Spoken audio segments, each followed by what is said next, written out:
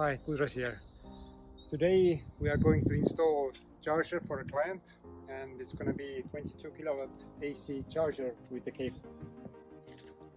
Inside the charger you can see terminals for input and also terminals for output. So that means the charging cable needs to be also installed.